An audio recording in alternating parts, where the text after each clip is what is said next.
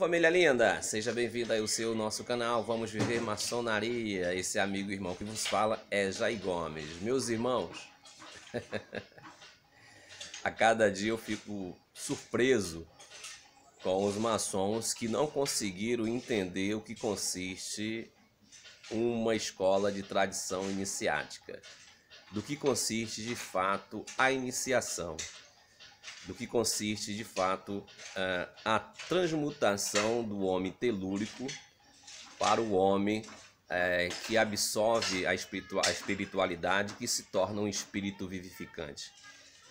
Se eu for entrar nessa mística do que consiste de fato a iniciação, eu vou me alongar muito no vídeo. E eu vou tentar aqui, de certa forma muito socrática, muito filosófica, passar para vocês, e eu espero que vocês tenham a intuitividade do que consiste de fato uma iniciação. Para muitos maçons acham que a iniciação consiste simplesmente na liturgia que se aplica na ritualística da maçonaria. Uma iniciação, ela não consiste somente em um ritual, mas ela consiste numa experiência direta, objetiva, aonde esse indivíduo vai ter um encontro com a sua realidade transcendente, com o seu verdadeiro eu, anulando assim o seu ego, né? Matando, aliás, não é matando, eu diria, mas fazendo com que esse ego caído simplesmente se aparte dele, ou seja, que ele fique ali no lugar dele, sempre de forma controlada. Você lembra de uma passagem que Jesus disse para Pedro? Disse assim: olha, Pedro, se arreda de mim, Satanás, né? Ou seja, Jesus não disse, vai embora, ou seja, sai de perto de mim. Não, ele disse assim, fica aí, se arreda aí, fica no teu lugarzinho, porque eu preciso de você.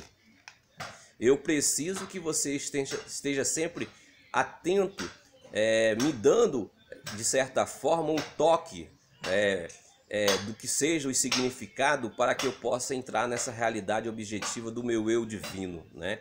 E há uma história, não sei se vocês já leram, um livro muito interessante que é chamado Siddhartha, né? E que é muito homogêneo com a parábola de Jesus quando ele fala do filho pródigo, né? Quem já leu a parábola do filho pródigo vai lembrar muito o que eu vou passar a relatar para vocês aqui sobre essa história de Siddhartha. Não o Buda, né, mas é uma história paralela. E conta esse livro o seguinte, que abre aspas, que o Siddhartha, ele vivia em meio a uma família, né, de uma casta hindu, né, que tinha a sua ortodoxia, o seu fundamentalismo, né, e que não se misturava com as castas inferiores, e que Siddhartha se achava um ser superior. Não somente ele, mas toda a sua família, né, se achava que era representantes, né, da própria divindade, não muito diferente dos judeus ortodoxos, né, que se acham a nação eleita, né? Então, essa casta no hinduísmo, Siddhartha vivia inserido nesse meio. Mas um dado momento, em um conflito interior, Siddhartha se depara que ele tinha que ter a sua própria experiência, ele tinha que ter a sua própria vivência na sua realidade objetiva. Ele não estava mais ali procurando, querendo saber o que seria Deus, o que seriam os deuses, o que seriam aqueles rituais ali praticados por sua casta hindu, né? Mas ele queria ter a sua própria experiência. Então ele chega para o seu pai e diz: olha, pai, eu vou buscar a minha própria iluminação, eu quero deixar aqui a minha família e vou seguir o meu caminho em busca do que consiste todo esse significado, para ver se eu consigo entender aonde tudo isso pode me levar. Então Siddhartha, ele sai de sua dinastia, né, daquele mundo a qual ele estava inserido, até um mundo muito riquíssimo em todos os sentidos, mas ele queria ter a sua experiência direta. E aí Siddhartha deixa a sua família, deixa o aprisco da sua vida, e vai caminhar sozinho. E um dado momento ele se depara em uma floresta e ali ele encontra alguns faquires, né? Aqueles indivíduos que buscam a iluminação por meio do sacrifício corporal, por meditações profundas, aonde despreza o alimento, despreza a limpeza do corpo, né? E começa uma meditação profunda, onde a sua barba cresce, o seu corpo se imunda e aí etc. Mas em um dado momento, Siddhartha abre os seus olhos no estado meditativo, ele se depara com um barqueiro que vai passando no rio e ele vê o barqueiro tocando algumas notas musicais e ele entende que aquelas notas musicais saem bastante harmônicas, uma guiando a outra, e ele tem um despertar intuitivo de consciência e diz: peraí, aqui também eu não vou conseguir encontrar a minha iluminação. Esse momento aqui que eu passei 3 anos e meio, eu não consegui entender ainda a natureza das coisas na sua realidade objetiva. E aí Siddhartha toma ali um banho, se alimenta e aí decide viver outro estágio da sua busca, né? Siddhartha começa a trabalhar e começa a ganhar dinheiro, e com esse dinheiro ele dá a si mesmo todo o desfrute do mundo telúrico, ou seja, ele gasta com bebidas, gasta com mulheres, ou seja, ele se embriaga com a impermanência do mundo telúrico, né? E um dado momento, ele, a mercê de uma prostituta, a prostituta dá uma fala para ele, e que ele acaba entendendo que aquele mundo ali também que ele estava vivendo não seria a sua realidade, né? E ele entende que ele deveria continuar. Então ele pega todos os seus bens, né? Toda a sua riqueza que ele construiu pelo seu próprio suor e deposita aos pés daquela prostituta e continua a sua caminhada. E aí, no decorrer dessa caminhada, ele se depara com aquele mesmo barqueiro que ele viu anteriormente, né? E aí ele pede o barqueiro para transmutá-lo para um lado do rio, para o outro lado do rio. E no meio do caminho ele pergunta para o barqueiro: meu senhor, você já encontrou a sua iluminação? Você já encontrou a sua autorrealização? E o barqueiro, na sua simplicidade, remando o seu barco, diz: ora, há muito tempo, eu conversando com o rio, e o rio me mostrou, o rio me disse quem eu era. E aí o Siddhartha disse: como assim o rio fala? Como assim o rio disse para você? E aí o barqueiro perguntou: você quer ter essa experiência? O Siddhartha: por que não? Mas para isso você precisa ficar comigo, para que você possa vivenciar isso. E o Siddhartha: então eu posso ficar com você? Ele: por que não? Pode ficar.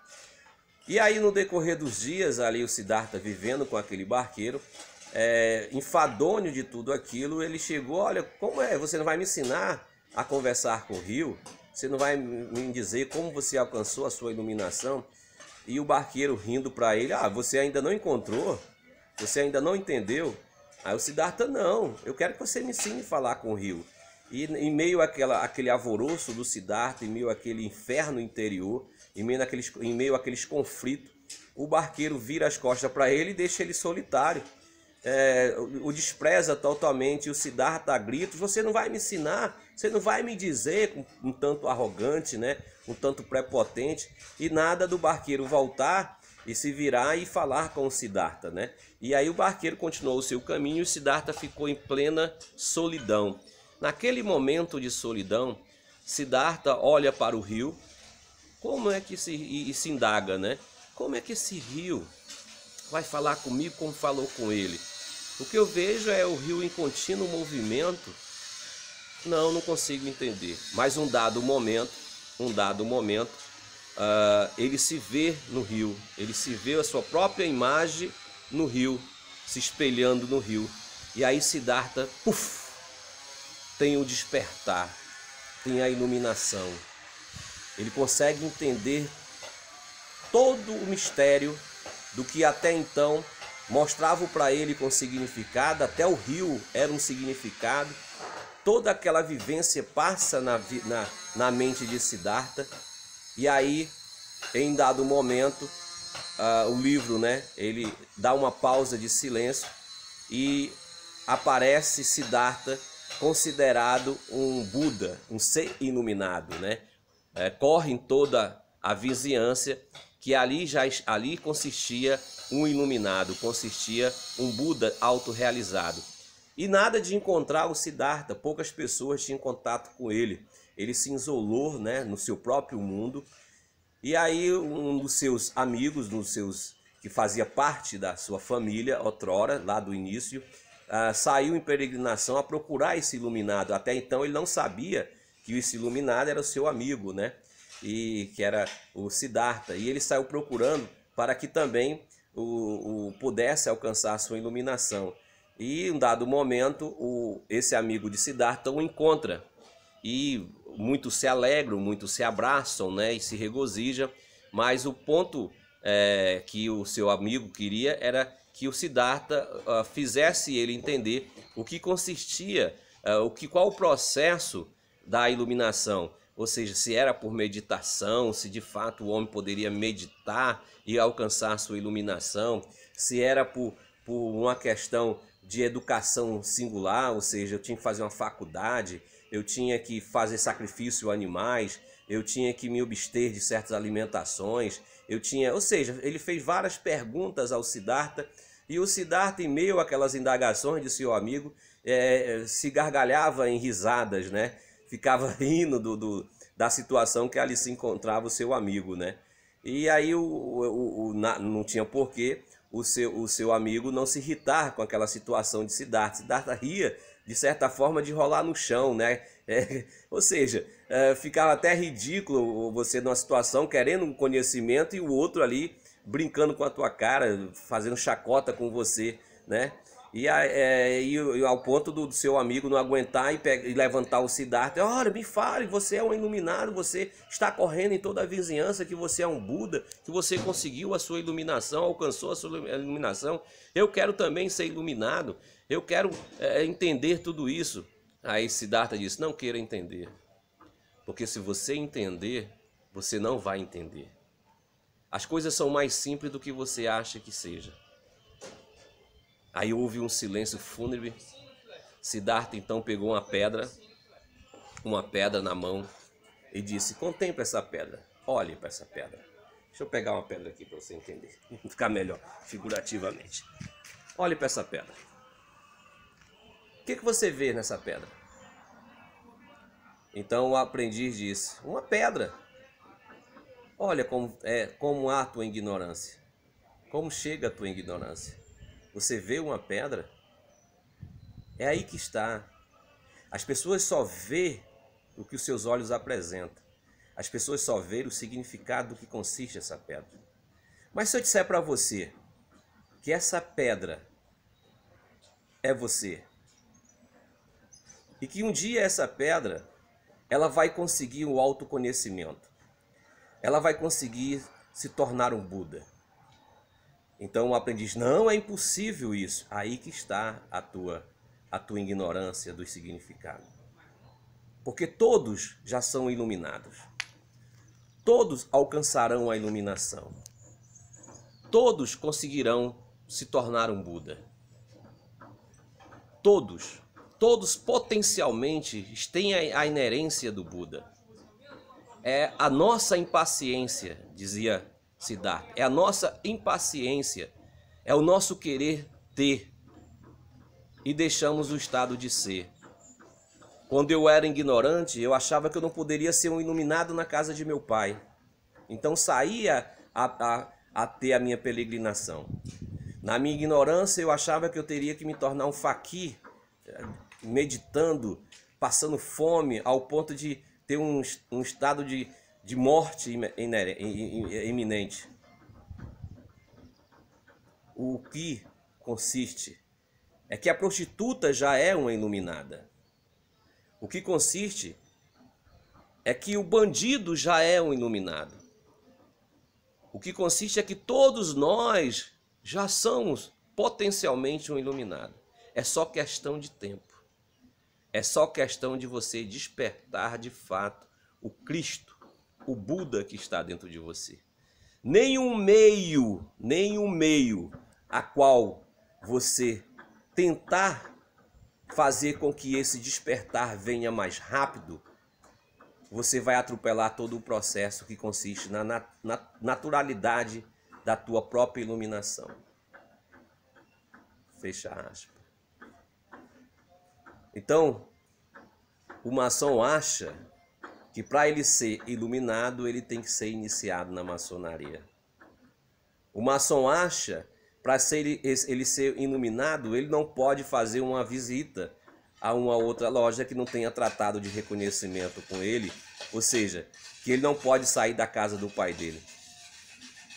O maçom acha que toda a ortodoxia, todo o fundamentalismo a qual ele está inserido, ele já alcançou a iluminação, ele já alcançou seu autoconhecimento. Até pode vir a acontecer, porque todos já são iluminados em si mesmos. Espero que você tenha compreendido. Te amo sem te conhecer.